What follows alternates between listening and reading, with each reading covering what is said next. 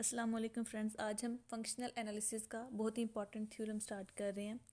अ subspace statement में इसकी read कर देती हूँ। A subspace Y of a complete matrix space is complete if and only if Y is closed. ठीक है, इस थ्योरम की स्टेटमेंट को समझने के लिए सबसे पहले हम देख लें कि सबस्पेस क्या होती है, कंप्लीट मैट्रिक्स स्पेस और क्लोज्ड सेट क्या होते हैं। कंप्लीट मैट्रिक्स स्पेस की डेफिनेशन में इससे प्रीवियस लेक्चर में आपको बता चुकी हूँ, आप एक दफ़ा वो देख लें। तो यहाँ हम सब स्पेस की डेफिनेशन और क्लोज्ड सेट की डेफिनेशन को देखेंगे। यहाँ हमारे पास सबसे पहले हम देखते हैं क्लोज्ड सेट क्या होते हैं। ऐसा सेट ए, ठीक है, अगर ऐसा सेट ए जिसके अंदर उसके सारे के सारे लिमिट पॉइंट, सेट ए के ही सारे के सारे लिमिट पॉइंट पाए जाते हो, तो ऐसे सेट को हम क्लोज्ड सेट कहते हैं। ठीक है, क्लोज्ड सेट मीन्स के हमें यहाँ एक ऐसा सेट मिल जाता है जिसके अंदर सारे के जिसके अंदर उसी के सारे लिमिट पॉइंट पाए जाते हों, तो उस सेट को हम क्लोज्ड सेट कहते हैं। नेक्स्ट हम सब स्पेस की डेफिनेशन को देखते हैं। यहाँ हमारे पास एक्स डी कोई मैट्रिक्स स्पेस है और वाई उस मैट्रिक्स स्पेस का कोई सबसेट है। ठीक है, हम इस सबसेट को सबस्पेस कहेंगे अगर ये जो सबसेट है इसका ये भी मैट्रिक्स स्पेस के तमाम एग्जाम्स को फुलफिल कर रहा हो। ठीक है, वाई सबसेट है मैट्रिक्स स्पेस का और साथ ही साथ ये खुद भी मैट्रिक्स स्पेस के एग्जाम्स को फुलफिल कर रहा है, तो ऐसे में हम कहेंगे कि वाई जो है वो सब स्पेस है एक्स डी की। ठीक है, यहाँ आपको उम्मीद करती हूँ क्लोज्ड सेट और सब स्पेस की डेफिनेशन क्लियर हो चुकी होगी। तो अब एक दफ़ा फिर हम स्टेटमेंट को रीड करते हैं। A subspace Y of a complete matrix space, Y कोई सब स्पेस है एक्स की और एक्स क्या है हमारे पास, वो कंप्लीट मैट्रिक्स स्पेस है। तो हम वाई को भी कंप्लीट मैट्रिक्स स्पेस कहेंगे अगर इफ़ एंड ऑनली इफ, ठीक है, अगर वाई क्लोज्ड होता है। ठीक है, ये जो होता है जहाँ भी इफ़ एंड ऑनली इफ आ जाता है ना, तो इसका मतलब है कि वो जो रिजल्ट है ना वो इक्विवेलेंट है। ठीक है, वो टू वे रिजल्ट है। मीन्स कि अगर उसका पहला पार्ट है तो सेकंड पार्ट है, तो सेकंड पार्ट है तो उसका फर्स्ट पार्ट है। ठीक है, हम इसका प्रूफ स्टार्ट करते हैं। That Y is complete as subspace of X. हम इसका फर्स्ट पार्ट ले रहे हैं और उसको सेकंड वाला पार्ट जो है Y is closed in X, हम इसको प्रूफ करेंगे। We have to show that Y is closed.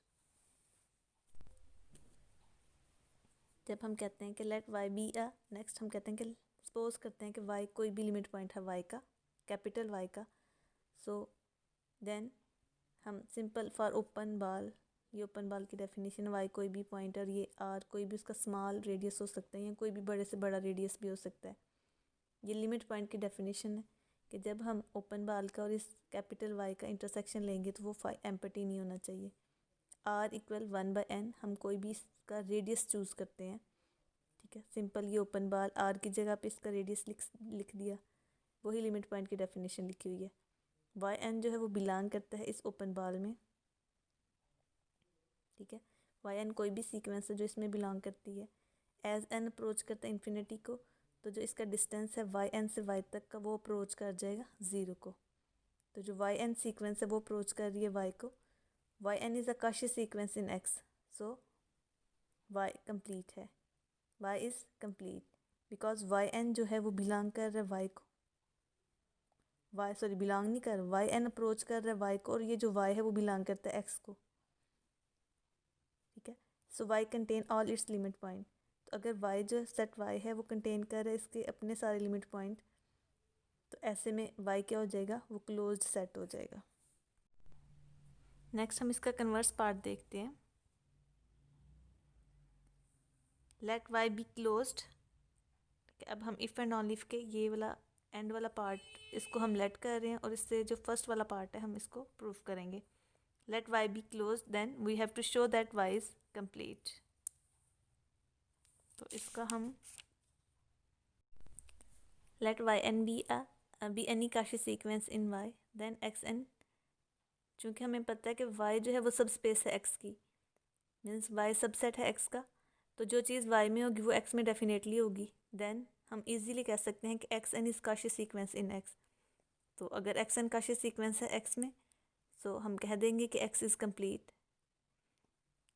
Case one, हम इसको फर्दर टू केसेस में डिवाइड करते हैं। तो केस वन में क्या कहता है if X N has only finite many distinct terms, means के डिस्टिंक्ट कुछ फाइनाइट टर्म्स के बाद अगर एक्स एन अपने आंसर को रिपीट करना शुरू कर देता है तो इसका मतलब क्या हुआ कि जो एक्स है वो बिलोंग करता है वाई में, बिकॉज जो एक्स एन है वो बिलोंग करता है वाई में। यहाँ हमने बात की है कि एक्स एन काशी सीक्वेंस है वाई में, तो अगर एक्स एन बिलोंग करता है वाई में तो जो आफ्टर फाइनाइट डिस्टिंक्ट टर्म्स ये जो एक्स है वो भी बिलोंग कर जाएगा वाई में। तो इसका केस 2 देखते हैं।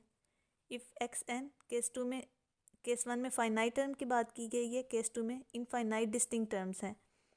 तो अगर इनफाइनाइट डिस्टिंक्ट टर्म्स हैं then X is limit point of Y since Y is closed. अगर एक्स लिमिट पॉइंट है वाई का तो वाई क्लोज्ड हो जाएगा, ठीक है। अगर हम वाई के अंदर इसके सारे लिमिट पॉइंट हैं तो वाई क्लोज्ड हो जाएगा, और जो एक्स है वो बिलोंग कर जाएगा वाई में, क्योंकि जो एक्स है वो लिमिट पॉइंट है वाई का। दिस शोज़ दैट ये दोनों केसेस जो हैं वो ये शो करते हैं कि जो है एक्स एन कन्वर्ज कर रहा है वाई में, ठीक है। अगर एक्स एन हर काशी सीक्वेंस वाई के अंदर कन्वर्ज कर रही है तो ऐसे में हम कह देंगे कि वाई कंप्लीट है। तो सिंपल हमने यही प्रूव करना था, तो इसका प्रूफ जो है वो कंप्लीट हो चुका है। होपफुली आपको इस लेक्चर की जो अभी तक मैंने एक्सप्लेन किया समझ आई होगी। Thanks for watching.